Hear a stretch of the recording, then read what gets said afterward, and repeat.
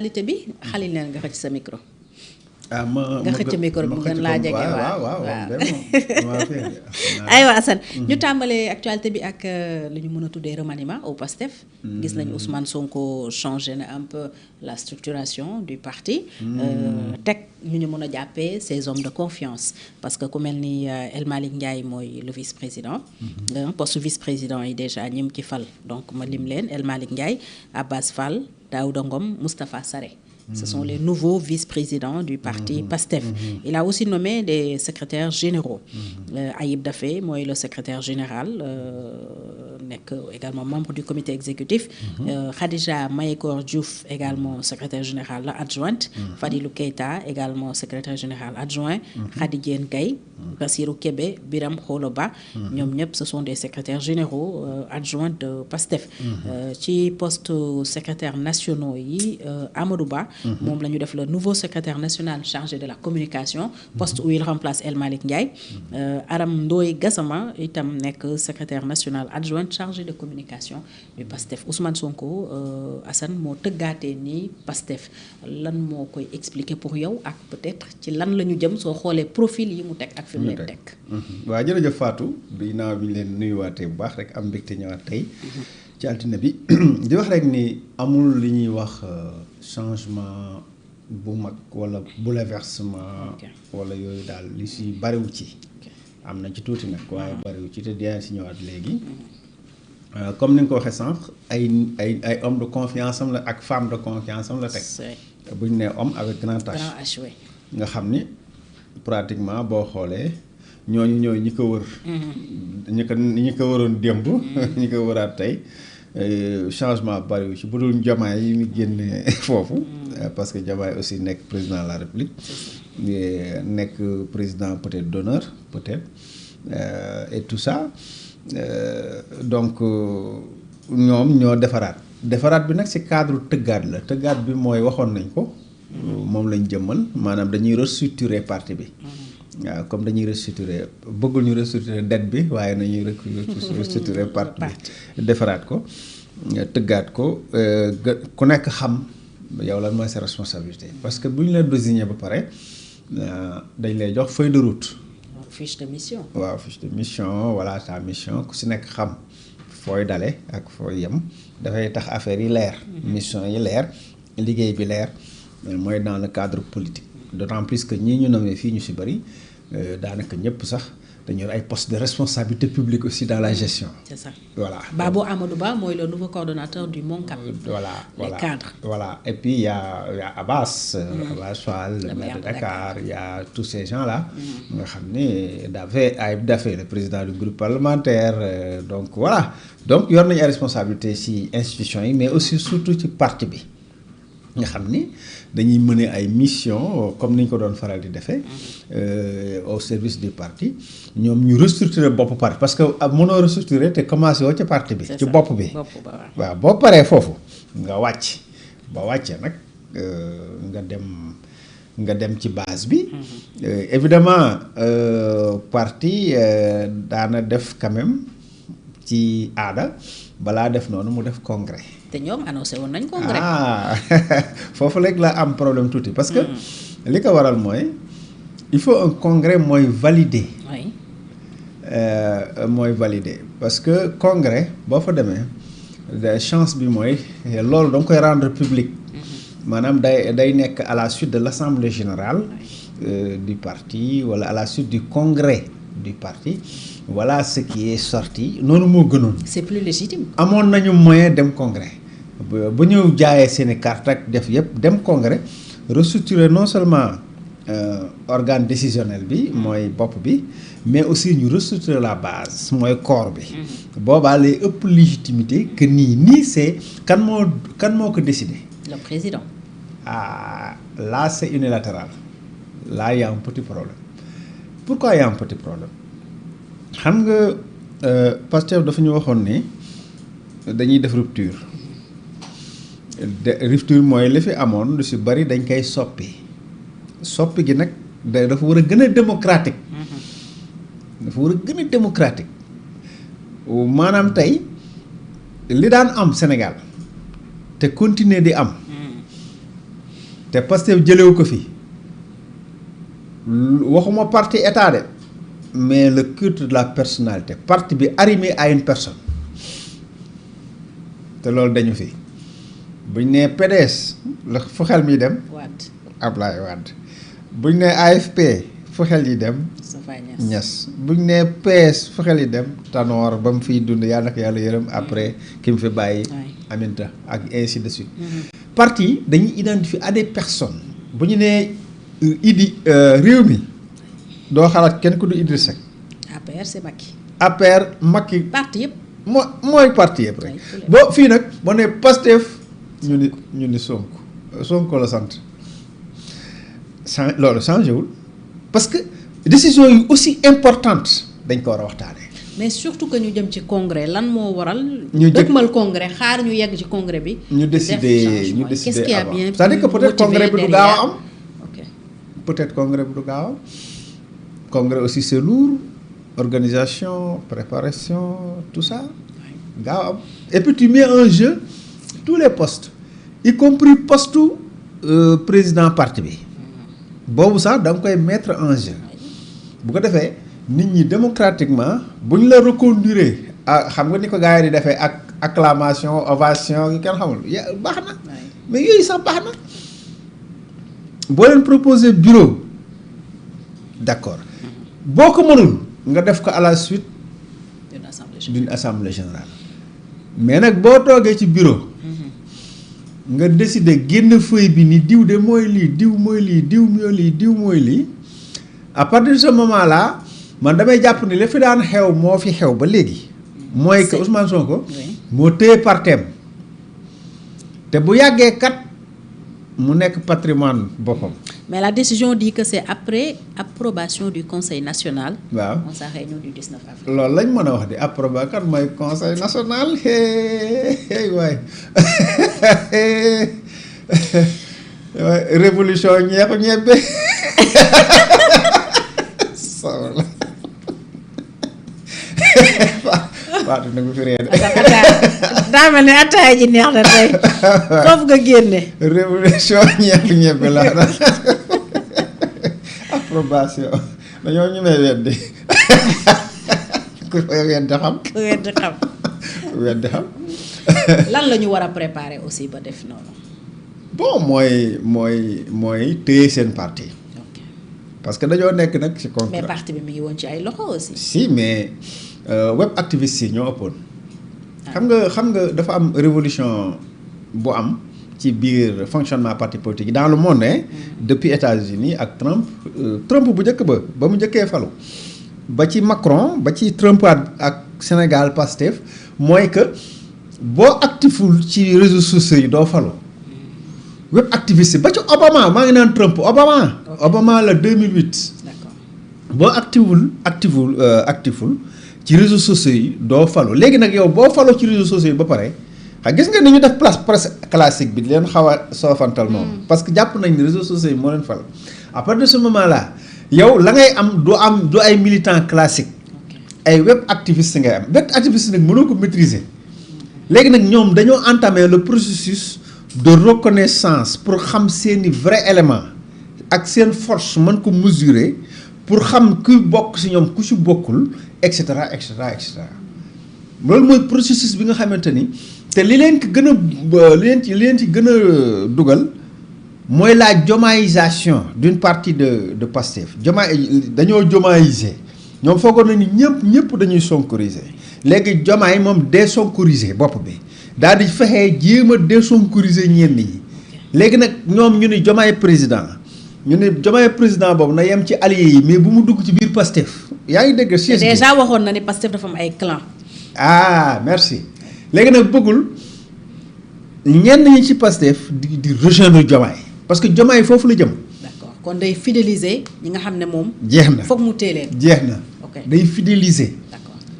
bu mooy jigéen ju ñuy labat noonu góor ñi kii dugg kële dugal may gu jëkk pour mën a aj buntu yeneen léegi may gu jëkk gi mooy dàq far waaw léegi nag fii dañuy restructurer pour xam on peut compter sur qui dans l'avenir parce que bataille yi ñëw du yomb ñi ñu changé tam mun nañu ne peut-être wóolootuñ leen noonu. waaw oui c'est tout.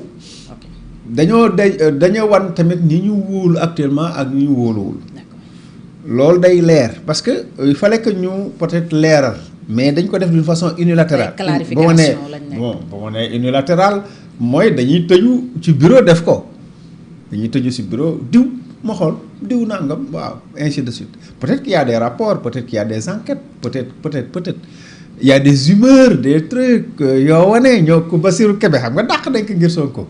Aminata Dieng façon yooyu ñooñu déjà kii nañ leen. indi na leen ay problème xam nga ñooñu kenn du douter ci seen loyauté ak seen engagement ainsi de suite. voilà léegi moom xam na ci ñi mu mën a compter xam nga ku mel ni Daffé voilà. ayib Daffé gis nga ni muy fonctionner. Abbas waxaalewu ma ko ainsi de suite ku mel ni Maïmouna Dièye waaw ñooñu xam nga waxaalewu leen seen engagement ak seen détermination. seen loyauté envers la personne de Ousmane Sonko. waxuma pas forcément le Pastef si mais Ousmane Sonko surtout la personne de Ousmane Sonko. donc culture de la personnalité jógu fii parti patrimoine personnel jógu fii gestion unilatérale jógu fii problème absence démocratie interne jógu fii te du Pastef rek presque parti yëpp la Sénégal mais Pastef andiwul révolution foofu maanaam changé wu fa dara au contraire daf ko gën a consolider loolu gën a consolider ci li ñu gis nii. te pourtant dañ doon wax ne c'est pas. non comme les autres. pas d'ailleurs su ma waxee loolu sax mën naa tooñ tuuti parce que au Sénégal xam nga boo xoolee les partis de gauche PIT LD tout ça xawoon nañ nekk exception tuuti. parce que ñoom c'est un comité. oui c'est pas une personne c'est pas une personne. bien que Amath Dansokho amoon na charisme boppam Amath mais Amath. ñoom secrétaire général sax lañ doon am. ak Bathily mais Amath boo ko xoolee Amath yow xam nga ko xam naa ko. Amath bëggul dara il s'en fout bëggul dara. wutul xaaj wutul tur. même style même que Ibrahima Sène. voilà Ibrahima waaw ñoom ñëpp seen yoon Ibrahima sama xarit la woon. yàlla yërëm donc c'est des gens boo xoolee parti yooyu amoon na tuuti exception bi teewul nag li muy nekk exception comité boobu du fa génn nag. sa groupe la sa groupe la waaw ay semu paate yàlla yërëm ainsi de suite mais du génn foofu.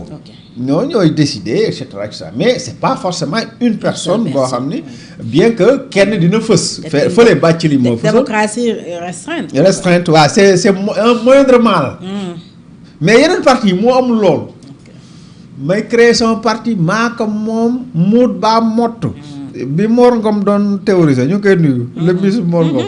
muut baa mott ku mënul respecter lii ñuy def defal sa sauf que nag Pastef aussi li ko wutale woon ak yeneen parti fi mu doon defee exception mooy le financement parce que li doon tax muut mbaa mottu googu genre propriété privée bi mooy c'est la personne le président qui financé moo doon def lépp ay chaise sax bu ñu koy loué peut-être moom moo doon génnee ci poche am mais Pastef dafa ñëw ak lu bees mooy les militants la base cotise les sympathisants contribuent ils font des levées de fonds donc c'est pas seulement le président mais c'est la base qui finance même les activités du parti loolu aussi taxoon na ñu jàpp ne kon ku nekk dina ci am baat parce que kii paye commande.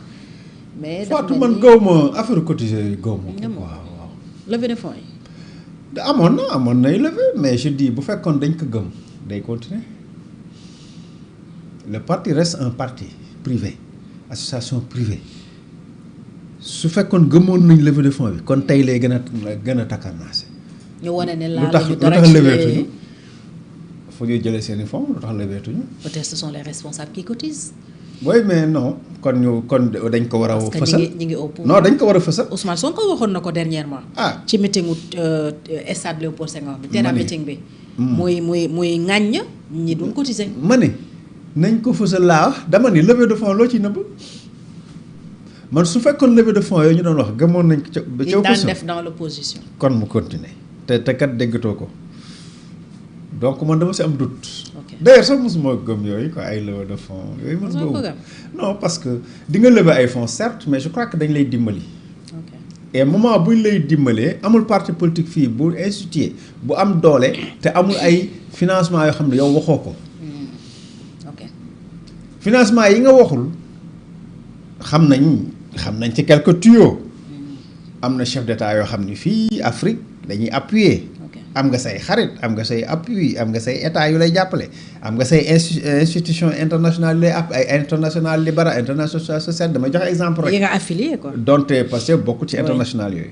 mais damay joxe exemple. oui en général quoi. mais li ma foofu en général nit ñi dañuy jot fonds bu ñu jotee fonds pour blanchir fonds boobu ñu def levée de fonds. genre camouflage quoi. waaw def nag waaw ñoom seen.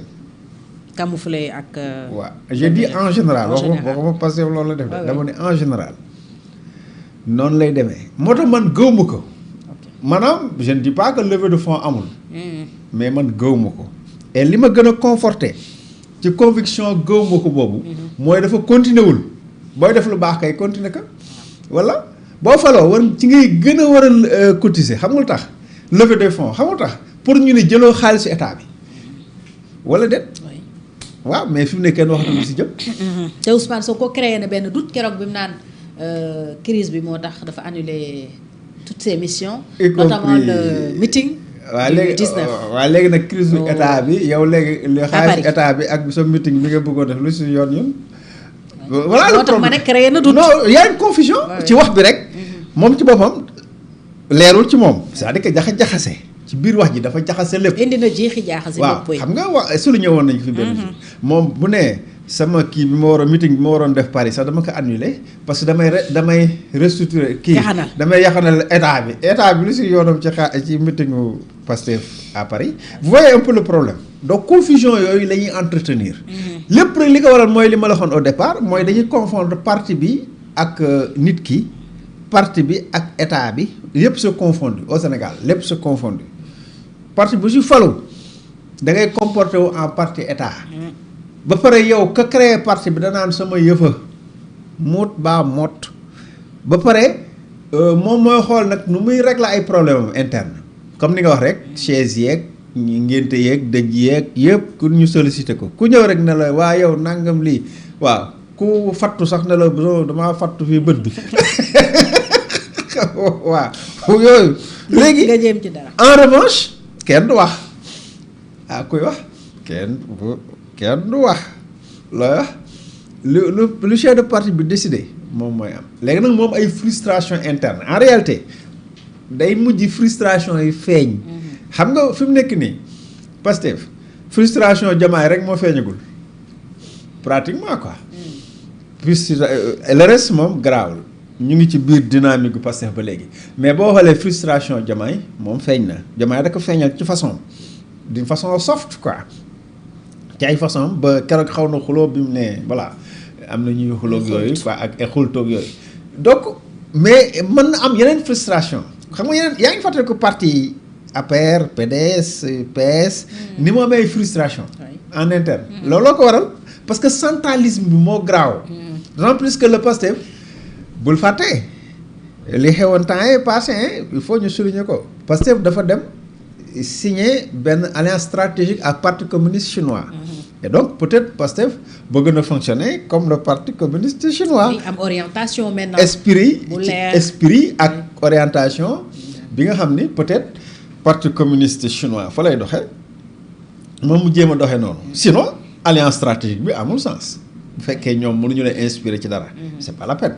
ça veut dire que yow fonk nga ñoom ni ñu doxalee gëm nga ni loolu baax na et puis après comme mën nañ la inspirer. peut-être tam dafa xool ñu nekk ci même état d'esprit. oui ak moom par rapport au parti communiste chinois. c'est ça mu teg leen. ah non mais est-ce que y a un lien ak Diomaye wala lu ñu mën a. si y a un lien avec Diomaye. non y a li ma la wax rek bëgguñu kenn ci parti bi Diomayisé. ok moom kay moom na téye ay nitam. ñi mënta dem ba pare jéem a xëccaat. d'accord Diomaye na wuti moo xam na dem fu muy géej ga muy gétee. waaw fu muy nappee waaye bu mu nappee. ok dañ naan El Malick Ndiaye moom xel xalaatul Diomaye di ko jël. kaay tu es le vice-président genre. loolu quoi waaw bon El Malick c'est-à-dire que El Malick déjà mooy la seconde personnalité de l'État. Président de l'Assemblée nationale donc am na caisse noire. xam nga El Malick c'est une puissance financière. il a des fonds politiques. ah à part sikkim bi noonu c'est une puissance financière. c'est une puissance bëgguma kenn woo la. c'est une puissance financière. Donc c'est quelqu'un d'important. C'est quelqu'un d'important mais El Malick moom réeroowul ak Sonko musu ko wane sax c'est comme Abass Fall d'ailleurs. Abass c'est une puissance parce que Abass maintenant il a la mairie de Dakar. Hein maa ngi koy nuyu d'ailleurs ay xarit lañu woon. xam naa léegi sama waay la woon. ok waaw bi mu door a dugg parce que xaw ma woon mu ngi politique. mooy chaque jour rek mu ne ma Assane war nañu waxtaan mais xaw ma woon lan la ma bëggoon a wax. ndeke loolu la ma bëggoon expliquer. d'accord waaw. boobu mi ngi politique. donc mun nañu ne aussi Sonko se prépare en conséquence par rapport ak. lu mën a am non si. luy jot na nag.